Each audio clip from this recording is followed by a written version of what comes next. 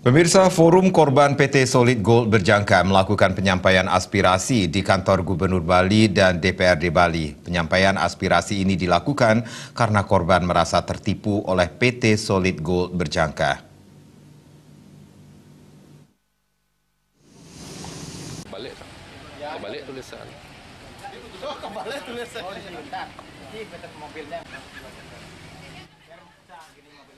PT Solid Gold Berjangka menjanjikan keuntungan yang sangat tinggi kepada korban dengan menyetorkan dana. PT Solid Gold Berjangka menjanjikan setoran dana bisa diambil kapanpun dan fleksibel, namun kenyataannya, dana yang telah disetorkan tidak bisa diambil, bahkan diminta untuk menambahkan modal.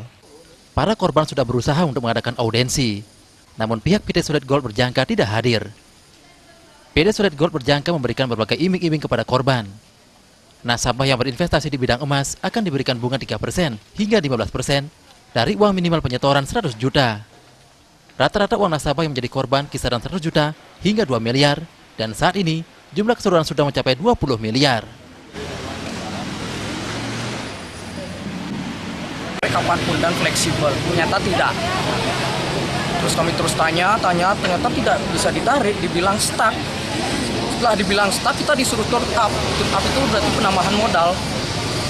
Setelah kita tambahin modal, ternyata lagi stuck. Dan stuck kelanjutan, uang itu numpuk. Kita store. Di satu sisi kita kadang-kadang ada dari teman-teman korban, ada yang minjem uang, ada yang diuber bank sampai.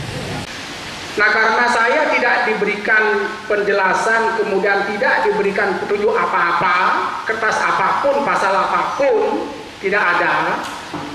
Setelah sekian bulan saya terus ditelepon, dikejar sama si Denny yang bekerja di sana, ini atasan cucu saya ini. Cucu saya bekerja di sana sudah beberapa bulan sebelumnya tidak mendapatkan gaji. Nah, dengan berdasarkan itu, kenapa kamu bekerja tidak dapat gaji? Alasan dia setelah mendapatkan konsumen, baru mendapatkan gaji. Ketua Badan Pembentukan Perda, Iketut Tame Tenaya menyatakan, saat ini sudah ada 41 korban yang melapor. Pihak kepolisian khususnya Polda Bali diharapkan atensi terhadap kasus ini, mengingat PT Solid Gold Berjangka masih beroperasi.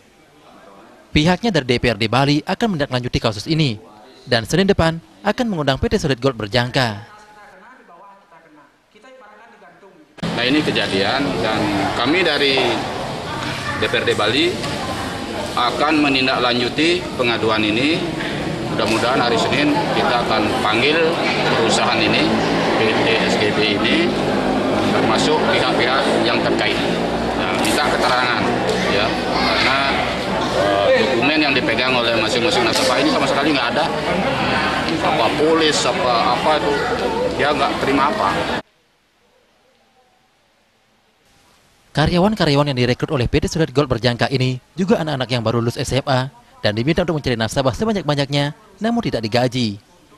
Saat ini PT Solid Gold Berjangka masih berjalan dan masih terus melakukan rekrutmen karyawan.